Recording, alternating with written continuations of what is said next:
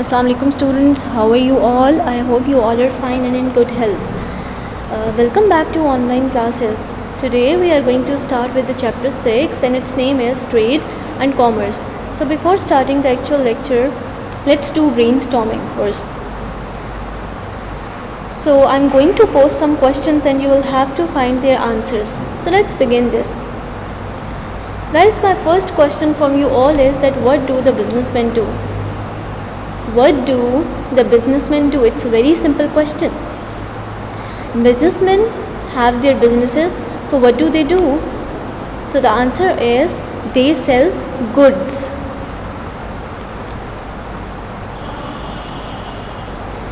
So second question is who buys the goods? Obviously, people like us buys the goods. Businessmen manufacture goods. They manufacture products and they sell to us. Why do people buy goods? What is the reason behind buying the goods? Obviously, people cannot make everything by themselves. They need goods. So that's why they buy goods. Why do the businessmen sell things? So to earn money, businessmen sell things. What happens if a family spends more than it earns? क्या होता है कि जब family spend ज़्यादा करती है earn करने से? तो जब ऐसा होता है if a family spends more than it earns, they will run into a debt. Debt means owing money. They own money from others. Obviously, if they don't have any savings, if they don't have any additional amount, keep the additional amount, so a family has to own money from or has to borrow money from other persons to fulfill their needs. Why should families spend less and save more? Obviously, families spend less and save more for their future needs. So, to fulfill the future needs, to fulfill future dreams, families should spend less and save more. And why do countries import goods? Here, the word import means buying goods from another country. So, why do countries do this? So, they cannot manufacture everything they need. That's why they have to import those goods and services from another country to fulfill the needs of their people. And why do countries export goods? Export means selling of goods. Why does countries do this? So to earn money in the form of foreign exchange, which they can use for their imports and to make a living. So to earn money, like businessmen, countries have to make their exports to another country. So what will happen if a country import more than its export? It's just like that if a family spend more and save less. So if a country import more than it export, the country will be in debt like a family. And it will have to borrow money at high interest. Here, interest is a special amount that is on the actual amount. इसका मतलब ये है कि अगर for example 2 persons हैं, एक person ए है और एक पर्सन बी है. अब होगा क्या कि अगर पर्सन ए ने पर्सन बी को कुछ पैसे लाइक 100 रुपीज़ दिए हैं, ठीक है, और 100 बी ने वहाँ से पर्सन ए से बोरो किए हैं कुछ वक्त के लिए और उसने कहा है कि अच्छा चलो ठीक है कुछ अर्से तक मैं उसे वापस कर दूँगा. तो पर्सन ए क्या कहता है कि जब उसे वो पैसे मिले तो वो थोड़े से एक्स्ट्रा अमाउंट भी उसे साथ मिले. जैसे अगर 100 रुपीज़ उसने पर्सन बी को दिए हैं तो वो चाहता है कि उसे जब वापस अमाउंट मिले तो वो 110 रुपीज़ मिले. तो that 10 rupees is an additional amount which is on actual amount and that is 100. तो जो 100 पे एडिशनल 10 रुपीज़ है वो इंटरेस्ट हो जाएगा. Alright, so guys, here it is very important to understand about the term trade and commerce. So basically the business of buying and selling or import or export, we have already discussed that what is import and what is export is called trade and commerce. So what is trade and commerce? The buying and selling of products, the buying and selling of goods and services from one place to another or between countries of the world is called trade and commerce. Alright.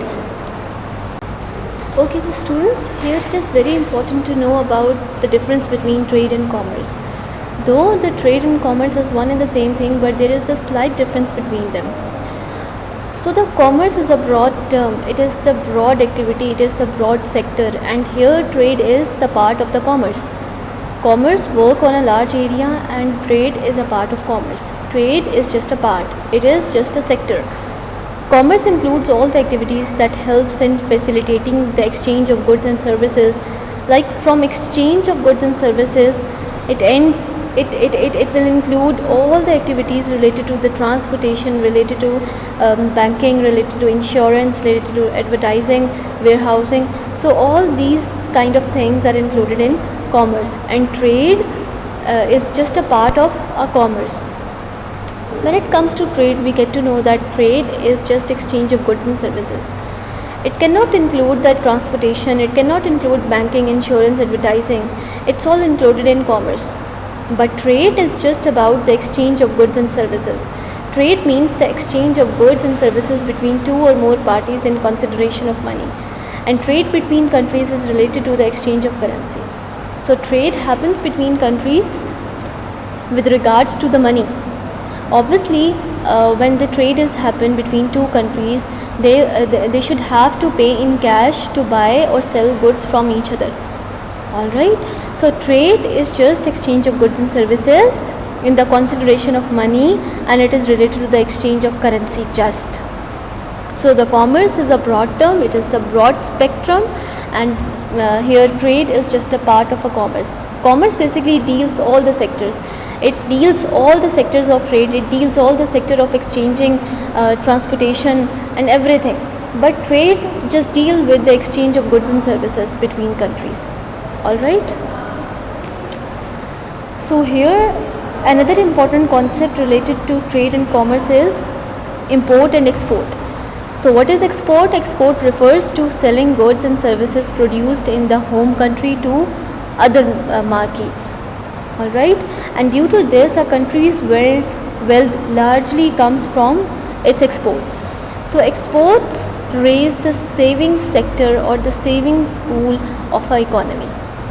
Export raise the developmental status of the country, because export means selling of goods. If a country sell it good, it earns money, and when it earns money, it will raise the economic standard of the country. Alright. And what is import? Import are as to bringing in the goods and services into a country. Obviously, as we have already discussed, that a country cannot make everything by themselves. A country cannot have everything. A country cannot produce everything on its own. So to fulfill the needs of their people, to fulfill the future needs, or to fulfill the technological needs, a country has to import that goods and services, or bring in goods and services into a country. Alright. So here I have mentioned the picture of some exports of Pakistan. Raw cotton, textile goods. These all are the exports of Pakistan. Pakistan sell these products to other countries in a large amount, like leather products, surgical instruments, sports goods, vegetables and fruits, chemical and pharmaceutical products, engineering tools. Now here I have mentioned some picture of imports of Pakistan, that what are those products that Pakistan import or Pakistan buy from the other countries. Machinery, petroleum, vehicle and spare parts, fertilizer, plastic material, iron ore and steel. Now here another important concept related to trade and commerce is balance of payments. Let's see this. What is this? I know it's new for you all, but it's very important when you are reading the chapter of trade and commerce. So the balance of payment is very important. The balance of payments is a measure of the payments that flow from one country to another. It is determined by a country's export and imports of goods and services. So in other terms, balance of payment is basically a record of all those economic transactions that a country can done during a specific year with the international world. In short, it is the record of trade which show both import and export of the country. So इसका मतलब क्या हुआ कि balance of payment एक ऐसा economic transaction का record होता है जो एक स्पेसिफिक ईयर के लिए होता है. ये रिकॉर्ड जब इंपोर्ट और एक्सपोर्ट किसी कंट्री की हो रहे होते हैं तब ये रिकॉर्ड मेंटेन किया जाता है और इस रिकॉर्ड को बैलेंस ऑफ पेमेंट का नाम दिया जाता है. तो that's why here it is called the major of payment of flow from one country to another. Alright, here I have mentioned the formula of balance of payment. Like if there are more export and less import, then the balance of payment will be positive, and it is called surplus balance of payment in other words. Secondly, if there are more imports and less exports, then the balance of payment will be negative, and it is called deficit balance of payment in other words. Okay. इसका क्या मतलब हुआ कि अगर किसी country की exports ज़्यादा हैं और इंपोर्ट्स कम हैं तो बैलेंस ऑफ पेमेंट पॉजिटिव होगा. ऑब्वियसली जब वो सेल ज़्यादा कर रहा है वो अर्न कर रहा है मनी, और वो जब अर्न कर रहा है मनी तो वो उसके पास जो सेविंग है वो बहुत ज़्यादा हो रही है, और एज़ कंपैरेटिवली वो बाइंग कम कर रहा है लेकिन एक्सपोर्ट्स या सेलिंग ज़्यादा कर रहा है, तो बैलेंस ऑफ पेमेंट या जो एक रिकॉर्ड है इंपोर्ट और एक्सपोर्ट का वो पॉजिटिव रहेगा, बैलेंस्ड रहेगा. इसी तरह जब अगर बाइंग ज़्यादा हो जाए और सेलिंग कम हो जाए, इसका मतलब आपका सेविंग सेक्टर कम हो गया है, आपकी इकोनॉमी डाउन कर रही है. ऑब्वियसली जब सेविंग नहीं होगा तो डेवलपमेंटल प्रोजेक्ट्स भी नहीं लगेंगे और कोई भी और तरह की डेवलपमेंट नहीं हो सकेगी. तो जब ऐसी सिचुएशन आ जाए तो आपका बैलेंस ऑफ पेमेंट जो रिकॉर्ड है वो नेगेटिव हो जाता है, और जब पॉजिटिव होता है इसे हम अदर वर्ड्स में, एक्चुअल वर्ड्स में इसे कहते हैं सरप्लस, और जब नेगेटिव होता है तो इसको एक और नाम से हम लोग कहते हैं और वो होता है deficit. Alright. So what is positive balance of payment? If more money flows in than out, one has a positive balance of payment. अगर flow of money ज़्यादा कंट्री में है बजाय इसके कि वो कंट्री से बाहर जा रहा है तो पॉजिटिव बैलेंस ऑफ पेमेंट होगा. And negative balance of payment means if more money flows out than in, more out than in, then one has a negative balance of payment. All right. Here the main disadvantage of a negative balance of payment or the deficit balance of payment is the country will be in debt and will have to borrow money with interest from the World Organization. As we have already discussed that if there is more imports than export, if there is more buying than selling, then there will have no savings for a country. And when there is no saving for a country, no saving payments of the country, then the country will be in debt. Then the country have to borrow the money to fulfill the needs on the greater interests, and the term of interest we have discussed in the previous slides from the world organizations. So there are two most important organizations that deals with the economic activities of the world. First is IMF, it is International Monetary Fund, and the second one is World Bank, WB. All right. Okay. So guys, in this slide you will get to know another source of income for a country. Here I have some questions which will help you to think or to get to know that what is that another source of income for a country. Guess, just think that what it could be. What is another source of income? Second question is that my second question from you all is that whether any of your family members work overseas, like in Saudi Arabia, the Gulf, UK, USA, etc. If you are done with the thinking of this, that any of your family member work in overseas, let's move towards the next question, and that is that how do they spend their income? कैसे spend करते हैं वो अपनी income को जब वहाँ पे वो earn कर रहे होते हैं? So obviously they spend a part of it for their personal needs and send the rest to their families living in Pakistan. तो वो करते क्या है इनकम से कि वो कुछ पार्ट तो अपने पर्सनल नीड्स के लिए रख लेते हैं जहाँ पे वो रह रहे होते हैं, और रिमेनिंग पार्ट जो अपनी इनकम का होता है वो फैमिलीज़ को भेज देते हैं। Alright,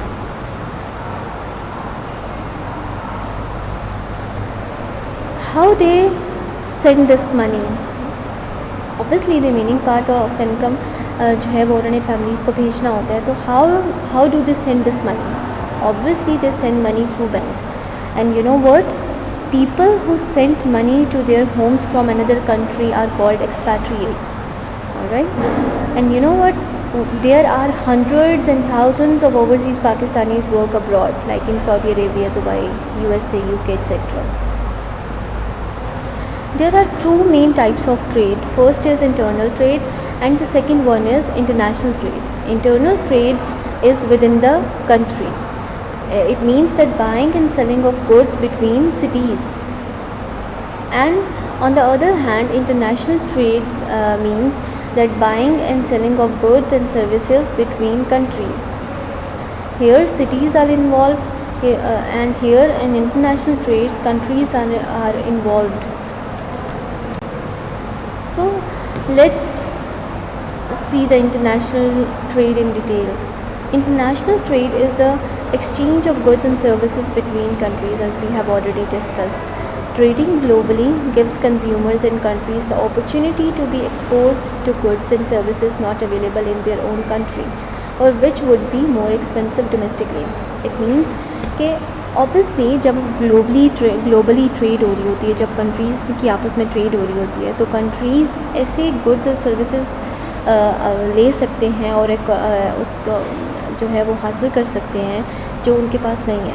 let's take an example of Pakistan. So I'm going to post some questions and you will have to find their answers. So let's begin this. Guys, my first question from you all is that what do the businessmen do? What do the businessmen do? It's a very simple question. Businessmen have their businesses, so what do they do? So the answer is they sell goods.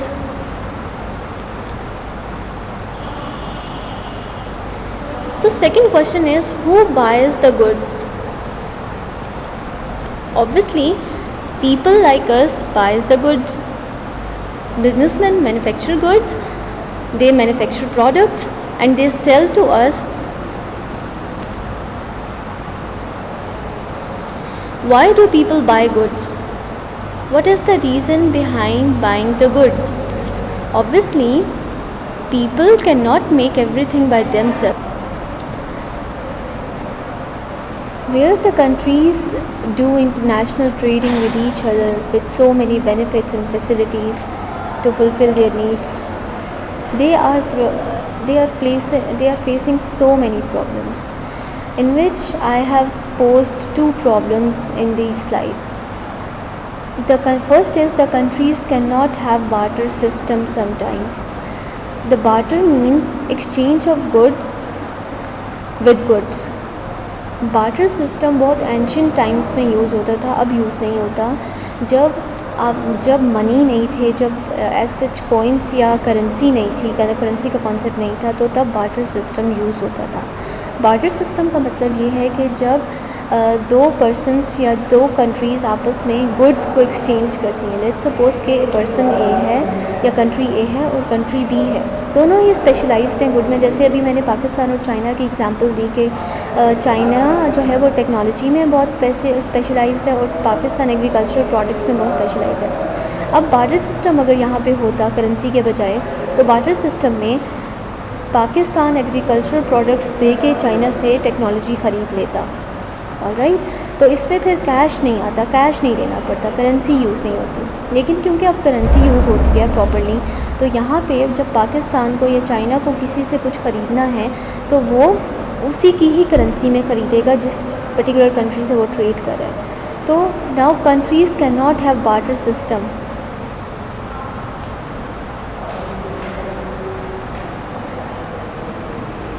So the country therefore has to buy in cash and this presents problem. Alright, so values of currencies change. So buying at home, like if you are buying something within Pakistan, you have to pay in cash, like you have to pay in Pakistani rupees. But internationally, when the international trades happen, where so many countries are interacting, where so many countries are trading with each other, so to buy or sell goods and services, they have to pay in the currency of that particular country with which the country is trading. All right. So the values of currencies of all the countries are changing day by day or hour to hour. So it's very difficult for a country to cope with this problem.